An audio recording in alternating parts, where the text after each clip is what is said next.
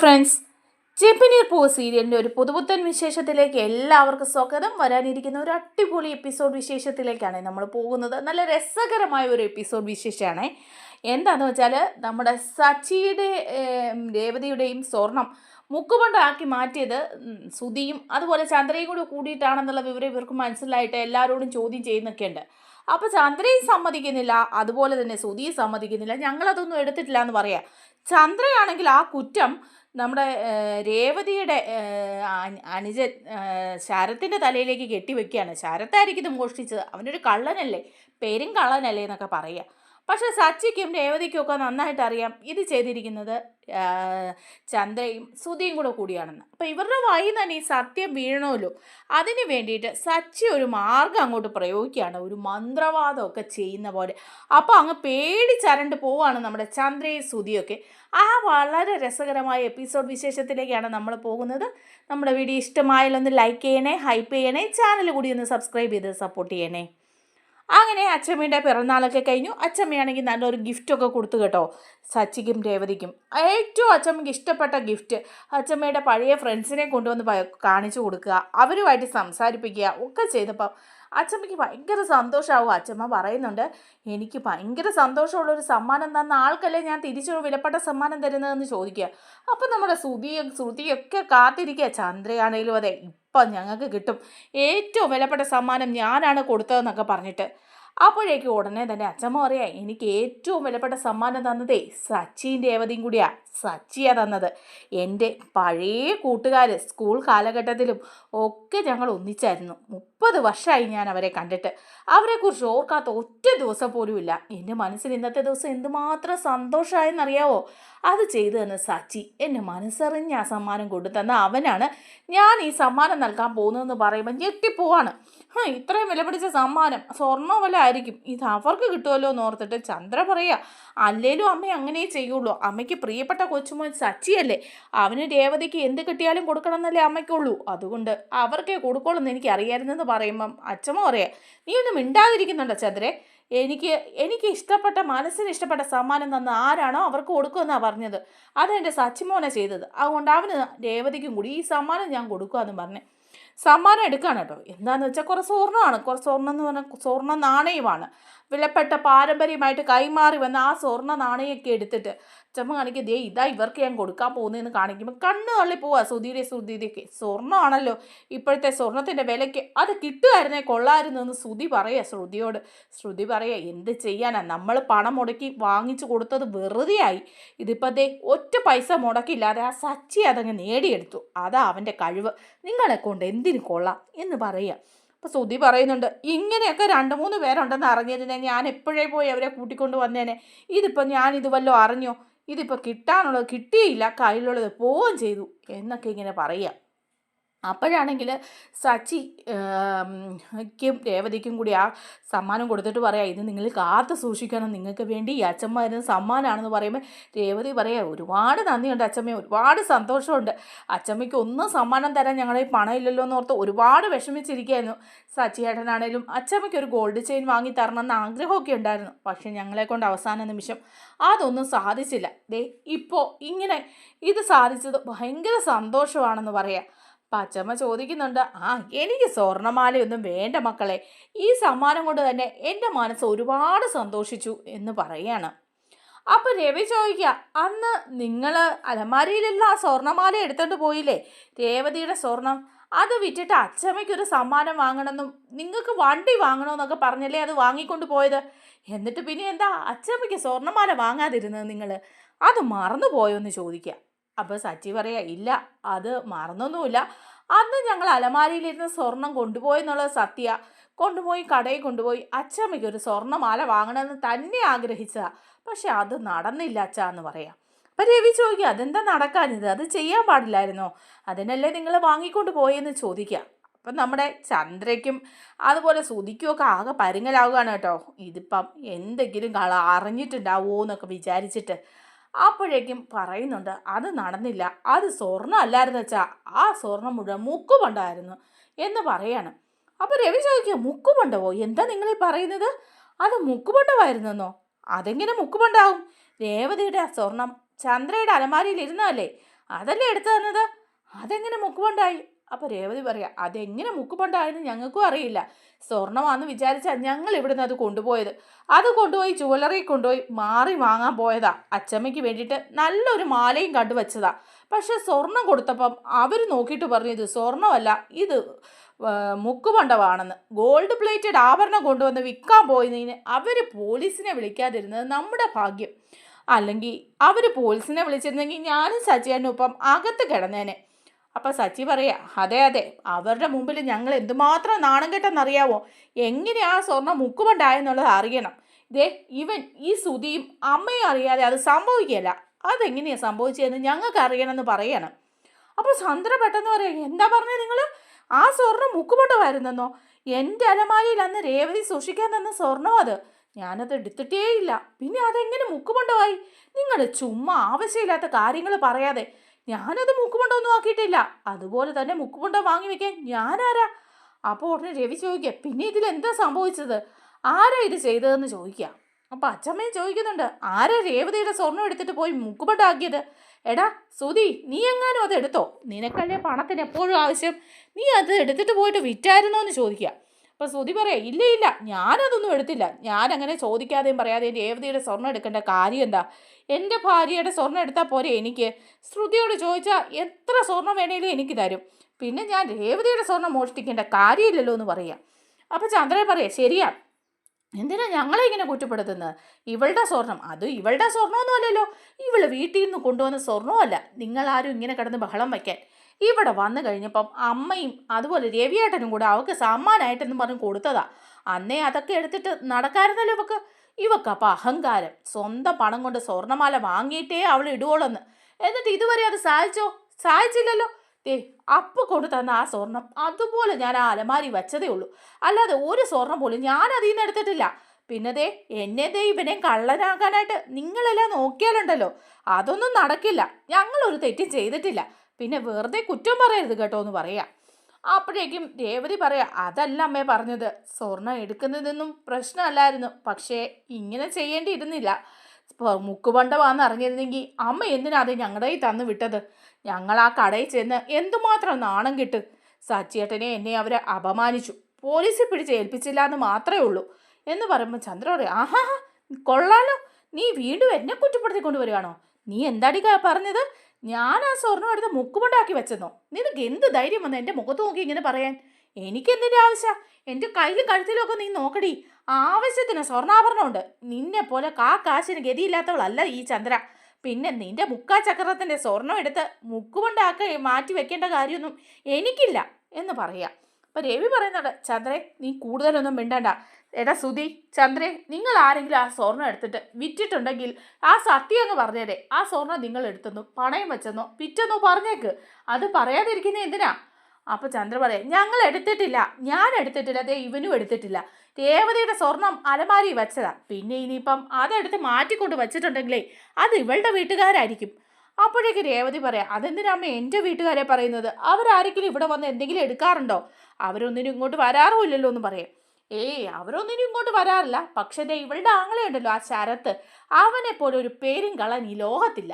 അവൻ നേരത്തെ ഇവിടുന്ന് 1,00,000 രൂപ അടിച്ചുകൊണ്ട് പോയതല്ലേ എൻ്റെ കയ്യിൽ നിന്ന് അവനാ 1,00,000 രൂപ കൊണ്ടുപോയത്.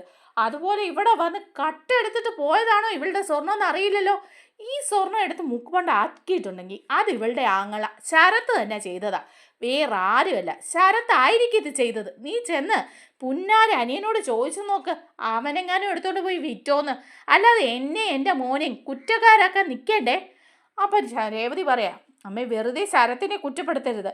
അവൻ ഇവിടെ വന്ന് സ്വർണ്ണമൊന്നും മോഷ്ടിക്കില്ലെന്ന് പറയാം. അപ്പോൾ സച്ചിയും പറയാം, ശരത്തിനെ വെറുതെ കുറ്റമൊന്നും പറയണ്ട.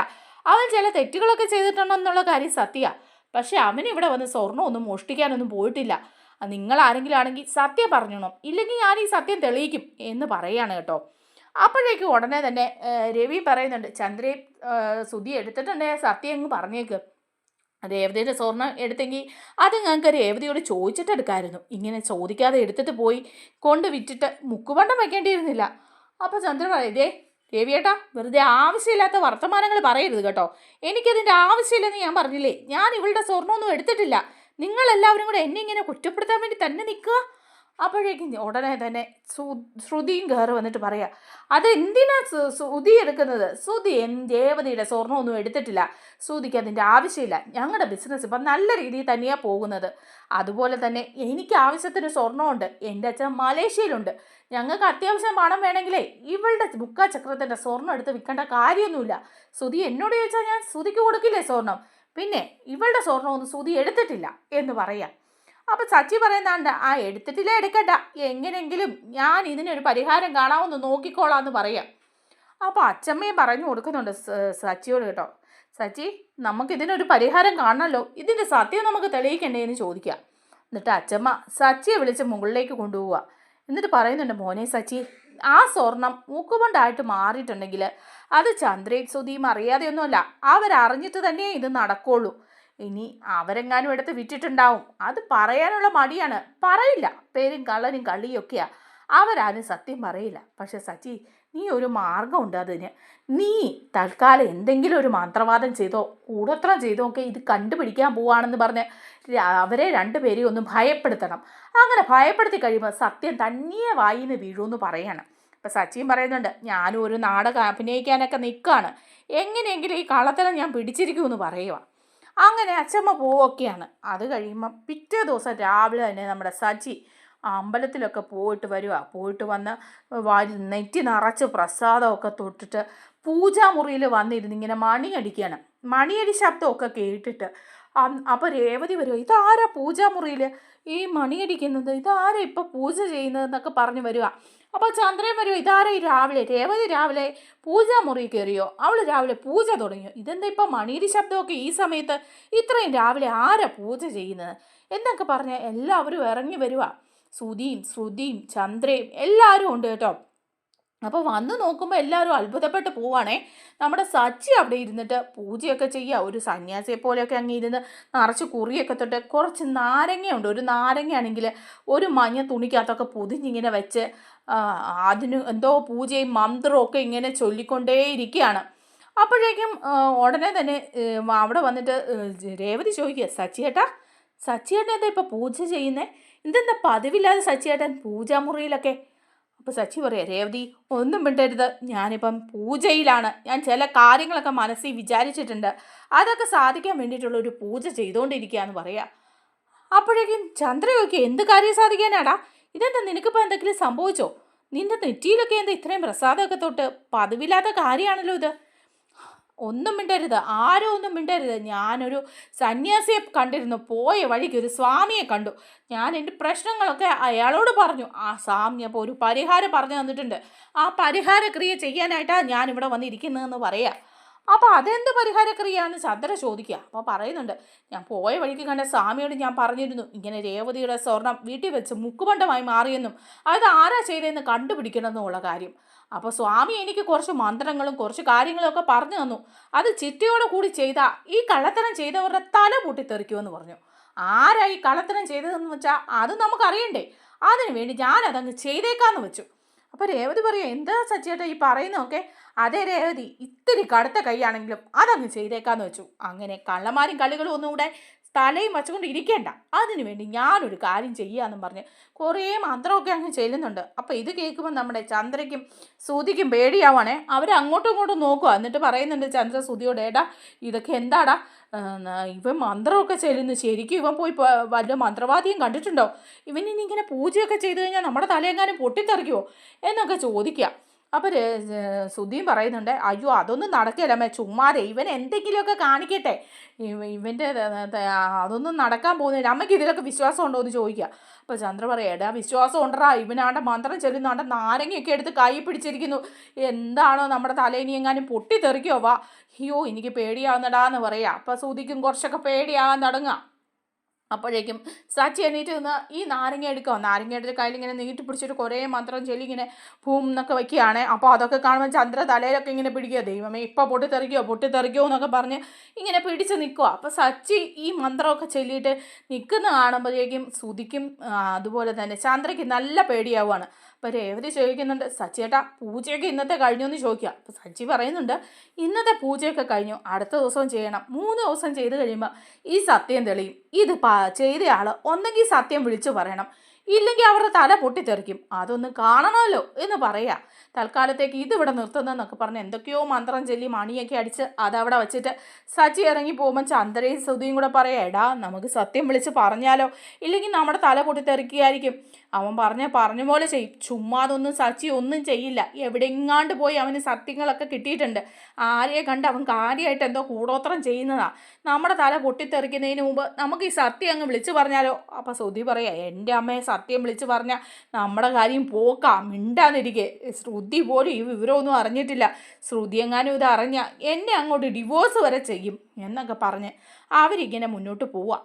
അങ്ങനെ ഇരിക്കുമ്പോഴാണ് ശ്രുതി പറയാ ശ്രുതിയോട്, അതെ ശ്രുതി, ദേ ഇപ്പം പറയുന്ന കേട്ടില്ലേ, രേവതി സച്ചിയും കൂടെ നീയും അമ്മയും കൂടി ആ സ്വർണം എടുത്തതെന്ന്. നിന്റെ മനസ്സറിഞ്ഞ് നീ ആ സ്വർണം വല്ലതും എടുത്തോ, ആ രേവതിയുടെ സ്വർണം? അപ്പോൾ ശ്രുതി പറയാണ്, ഏയ് ഞാനൊന്നും എടുത്തില്ല. നീ എന്താ ശ്രുതി ഇങ്ങനെയൊക്കെ ചോദിക്കുന്നത്? ഞാനെന്തിനാ രേവതിയുടെ സ്വർണം എടുക്കുന്നത്? അല്ലേലും ഇപ്പം നമ്മുടെ ബിസിനസ് നല്ല രീതിയിലല്ലേ പോകുന്നത്. അതുപോലെ തന്നെ എനിക്ക് പണം വേണമെങ്കിൽ നിന്നോട് ചോദിച്ചാൽ പോരെ, നിന്റെ സ്വർണം ചോദിച്ചാൽ പോരെ. ഞാൻ അവളുടെ സ്വർണം എടുക്കില്ല. ദേ എടുത്തിട്ടുണ്ടെന്നെങ്ങാനും ഞാൻ അറിയാണല്ലോ ഉണ്ടല്ലോ, എല്ലാവരുടെ മുമ്പിൽ വെച്ച് എന്നെ നാണം കെടുത്തിയുണ്ടല്ലോ ശ്രുതി, അപ്പം ഞാൻ ചില തീരുമാനങ്ങളൊക്കെ എടുക്കും എന്ന് പറയാം. ശ്രുതി പറയുന്നുണ്ട്, എൻ്റെ ശ്രുതി നീ അങ്ങ് വിശ്വസിക്കുക, ഞാൻ ആ സ്വർണ്ണമൊന്നും എടുത്തിട്ടില്ലെന്നേ, വെറുതെ അവൻ വിളിച്ച് കൂന്നതാ, ഇതൊക്കെ വെറുതെ ഒന്നുമില്ല. അപ്പം ശ്രുതി പറയാം, എന്നാൽ പിന്നെ ഈ സ്വർണ്ണം ആരാ എടുത്തതെന്ന് ശ്രുതിക്ക് വല്ല തീരുമാനം ഉണ്ടോ എന്ന് ചോദിക്കാം.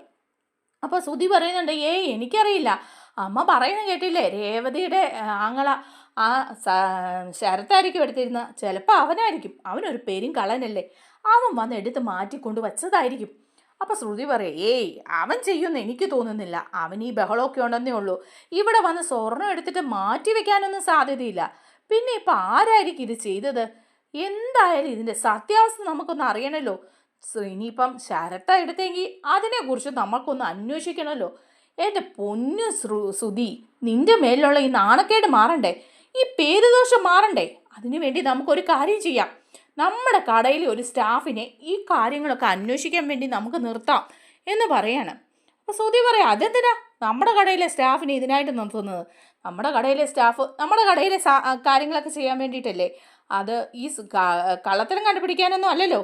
അപ്പോൾ ശ്രുതി പറയാം, അതെ ഒരു കാര്യം ചെയ്യുക, അത് വേണമെന്നേ, എന്തായാലും നമുക്ക് ഈ കള്ളത്തരം കണ്ടുപിടിക്കണ്ടേ, നിന്റെ തലയിൽ വീണ ഈ കുറ്റം മാറണ്ടേ. അതിനു വേണ്ടി നമ്മുടെ ഒരു സ്റ്റാഫിനെ രഹസ്യമായിട്ട് വയ്ക്കാം. ആ സച്ചിയും രേവതിയുടെ പുറകെ നടക്കട്ടെ, സത്യങ്ങൾ എന്താണെന്നറിയാം, ആരാ ഇത് മോഷ്ടിച്ചതെന്നറിയാമെന്ന് പറയാം. അപ്പോൾ ആകെപ്പാടെ അങ്കലാപ്പിലാക്കി പോവാണ് കേട്ടോ നമ്മുടെ ശ്രുതി പറയാം, വേണ്ട ശ്രുതി, അങ്ങനൊരു കാര്യം ചെയ്യണ്ടെന്ന് പറയുമ്പോൾ ശ്രുതി പറയാം, എൻ്റെ ശ്രുതി നിനക്ക് പേടി, ഞാൻ എന്തായാലും ഒരാളെ വെക്കാൻ പോവാം രഹസ്യമായിട്ട് ഈ കാര്യങ്ങൾ അന്വേഷിക്കാൻ. ആരായിരിക്കും ഈ സ്വർണം മാറ്റി മുക്കുകൊണ്ടാക്കിയെന്ന് അറിയണം, അതിനുവേണ്ടി ചില അന്വേഷണങ്ങളൊക്കെ നടത്തണം എന്ന് പറയാം. ആകെപ്പാടെ അങ്കലാപ്പിലാകുകയാണ് ശ്രുതി തന്നെ അവിടുത്തെ സ്റ്റാഫിനെ ഇതിനായിട്ട് വച്ചിരിക്കുന്ന സ്ഥിതിക്ക് ഇനി കള്ളത്തരം എങ്ങാനും പിടിച്ചാലോ, തൻ്റെ സ്റ്റാഫ് തന്നെ പിടിച്ചാലോ എന്നൊക്കെ ഓർത്ത് ആകെ വിഷമിച്ച് ടെൻഷൻ അടിച്ചിങ്ങനെ നടക്കുക ശ്രുതി. ഒരു സമാധാനവും ഇല്ല കേട്ടോ. അങ്ങനെ വീട്ടിലെത്തുക. തിരിച്ചെത്തുമ്പോഴേക്കും ചന്ദ്ര പറയാ, എടാ നിൻ്റെ തലയ്ക്ക് കുഴപ്പമൊന്നുമില്ലല്ലോ. എൻ്റെ തലയ്ക്കും കുഴപ്പമില്ല. അവനിനി നാളെ എന്ന് മന്ത്രവാദമാണോ ചെയ്യാൻ പോകുന്നത്? ഈ മന്ത്രവാദം എല്ലാം ചെയ്ത് നമ്മളെ അങ്ങ് കൊലയ്ക്ക് കൊടുക്കുമെന്നാണ് തോന്നുന്ന ഇവൻ എന്ന് പറയുകയാണ് കേട്ടോ. എന്നിട്ട് സത്യം വിളിച്ച് പറയാനൊന്നും ഇവർ തയ്യാറാവുന്നില്ല. അങ്ങനെ ഇരിക്കുമ്പോഴാണ് പിറ്റേ ദിവസവും നമ്മുടെ സച്ചി നാരങ്ങയൊക്കെ ആയിട്ട് വരിക. എന്നിട്ട് കുറച്ച് മന്ത്രമൊക്കെ അങ്ങോട്ട് ചെല്ലി ഇങ്ങനെ അങ്ങ് പറയുക. അപ്പോൾ ഇതെല്ലാം കണ്ടുകൊണ്ട് നിൽക്കുക ശ്രുതി ചന്ദ്രയും രണ്ടുപേരും ഞെട്ടി വിറച്ച് നിൽക്കുകയാണേ. അപ്പം മന്ത്രമൊക്കെ ചൊല്ലിക്കഴിഞ്ഞ് സച്ചി പറയുന്നുണ്ട്, ദേ മൂന്നാമത്തെ ദിവസമാണ്, ഇനി ഒരു ദിവസം കൂടിയേ ഉള്ളൂ, ഇതിനുള്ളിൽ ഈ സത്യം തെളിഞ്ഞില്ലെങ്കിലുണ്ടല്ലോ പണി കിട്ടും. ആർക്കെങ്കിലും സത്യം പറയാനുണ്ടെങ്കിൽ അങ്ങ് തുറന്ന് പറഞ്ഞു. ഈ വീട്ടിലുള്ള ആരെങ്കിലും അറിഞ്ഞാണ് ഇങ്ങനെ ഒരു കാര്യം ചെയ്തെങ്കിൽ അതങ്ങോട്ട് തുറന്ന് പറയുന്നതായിരിക്കും നല്ലത്. ഇല്ലെങ്കിൽ പറയാതിരിക്കുന്നവർക്ക് നാളെ പണി കിട്ടും എന്നൊക്കെ പറഞ്ഞ് ഭയങ്കര മന്ത്രവും പൂജയും ഒക്കെ നടത്തുക. ഇതൊക്കെ കണ്ടിട്ട് ചന്ദ്രയ്ക്ക് ശ്രുതിക്ക് നിൽക്കാൻ മേല, ഭക്ഷണം പോലും കഴിക്കാൻ മേല ചന്ദ്ര ആകെപ്പാടെ വെപ്രാളം പിടിച്ച് അങ്ങോട്ടും ഇങ്ങോട്ടും നടക്കുന്നു. രാത്രിയിലാണെങ്കിൽ കിടന്നുറങ്ങുമ്പം സ്വപ്നം കണ്ട് കാറുകയാണ് കേട്ടോ, തലയൊക്കെ പൊട്ടിത്തെറിക്കുന്നതായിട്ട്. അങ്ങനെ ചന്ദ്രയും ശ്രുതിയും ആകെപ്പാടെ പെട്ടിരിക്കുക. ശ്രുതിയാണെങ്കിൽ അന്വേഷണം വെച്ചിരിക്കുകയാണ് നമ്മുടെ ശ്രുതി. അങ്ങനെ എന്തായാലും സത്യം അടുത്ത ദിവസം തന്നെ വിളിച്ചു പറയാതെ പറ്റിയല്ല, അത് നമ്മുടെ സച്ചി കണ്ടെത്തുകയും ചെയ്യും കേട്ടോ. അങ്ങനെ കണ്ടെത്തി ഇവരെ രണ്ടിനെയും പൂട്ടുന്നൊക്കെയുണ്ട്. നല്ല എട്ടിൻ്റെ പണിയൊക്കെ തന്നെ ചന്ദ്രയ്ക്കും ശ്രുതിക്കും കൊടുക്കുന്നൊക്കെയുണ്ടേ. നമ്മുടെ വീഡിയോ ഇഷ്ടമായാലൊന്ന് ലൈക്ക് ചെയ്യണേ, ഹൈപ്പ് ചെയ്യണേ, ചാനൽ കൂടി ഒന്ന് സബ്സ്ക്രൈബ് ചെയ്ത് സപ്പോർട്ട് ചെയ്യണേ. താങ്ക്